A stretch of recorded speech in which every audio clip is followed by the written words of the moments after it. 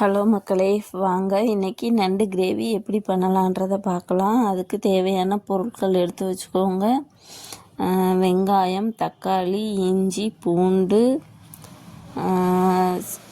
சின்ன வெங்காயம் கொஞ்சம், பெரிய வெங்காயம் கொஞ்சம், அதுக்கப்புறம் மிளகு, சீரகம், சோம்பு, தேங்காய், கருவேப்பிலை, மஞ்சத்தூள், அப்புறம் தனி மிளகாய்த்தூள், உப்பு தேவையான அளவு, இது மட்டும் எடுத்து வச்சுக்கோங்க. அதாவது ஃபஸ்ட்டே எல்லாத்தையும் ரெடி பண்ணி வச்சுக்கிட்டிங்கன்னா உங்களுக்கு டக்கு டக்குன்னு வேலை முடிஞ்சிடும். இப்போ வடை சட்டியில் எண்ணெயை ஊற்றிட்டு கொஞ்சம் வெந்தயம், சோம்பு, அது வெடித்ததுக்கப்புறம் கருவேப்பிலையை போட்டுட்டு கொஞ்சம் சின்ன வெங்காயம், பெரிய வெங்காயம் ரெண்டையுமே ஆட் பண்ணி வதக்கி விடுங்க. வதக்கி விடும்போதே கொஞ்சம் லைட்டாக உப்பு சேர்த்துக்கோங்க. அப்போ வெங்காயமும் வேகமாக வதங்கிடும். இது லைட்டாக வதங்கினதுக்கப்புறம் தக்காளியும் போட்டு நல்லா வதக்கிடுங்க. வதக்கினதுக்கப்புறம் நம்ம எடுத்து வச்சுருக்கோம்ல அந்த பொருளை இப்போ பேஸ்ட் மாதிரி அரைக்க போகிறோம். அதில் மிளகு, சீரகம், சோம்பு, தேங்காய் இந்த நாளையும் சேர்த்து ஃபைன் பேஸ்ட்டாக அரைச்சிக்கோங்க. அதை அரைச்சி எடுத்து வச்சதுக்கப்புறம் இந்த வெங்காயம், தக்காளி இதெல்லாம் நல்லா வதங்கினதுக்கப்புறம் அந்த நம்ம அரைச்ச பேஸ்ட்டை இது கூட சேர்த்து கலந்து விட்டுறணும். அப்போது இஞ்சி பூண்டு பேஸ்ட்டு தனியாக அரைச்சி வச்சுக்கோங்க. அதில் ஒரு 1.5 ஸ்பூன் எடுத்து போட்டு இதோட இந்த மசாலாவோடு சேர்த்து கொதிக்க விடுங்க. கொதிக்க விட்டதுக்கப்புறம் கொஞ்சம் மஞ்சத்தூள், அப்புறம் தனி மிளகாய்த்தூள் சேர்த்துக்கோங்க.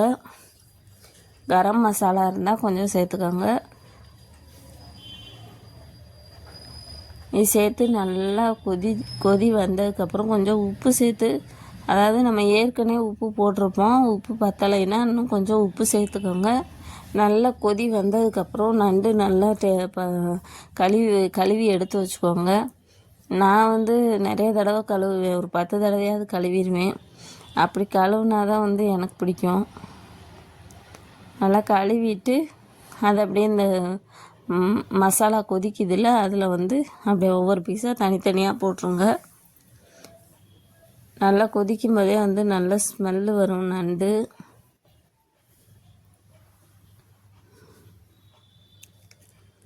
அதாவது ரொம்ப நேரம் வேக விட்டுறாமல் நண்டு சீக்கிரமாகவே வெந்துடும். நல்லா கொதி வந்ததுக்கப்புறம் குடிச்சு பாருங்கள், உப்பெல்லாம் கரெக்டாக இருக்கான்னு பார்த்துட்டு அப்படியே கிரேவி மாதிரி வேணும்னா நல்லா சுண்டை விட்டு இறக்கிடுங்க. குழம்பு மாதிரி வேணும்னா கொஞ்சம் லைட்டாக தண்ணி மாதிரி வச்சு எடுத்துக்கோங்க. இந்த மாதிரி ஒரு தடவை செஞ்சு பாருங்கள்.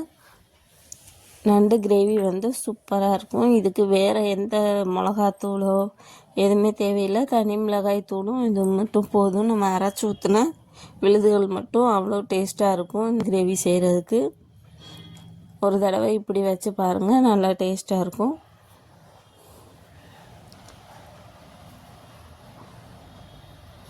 நன்றி, வணக்கம்.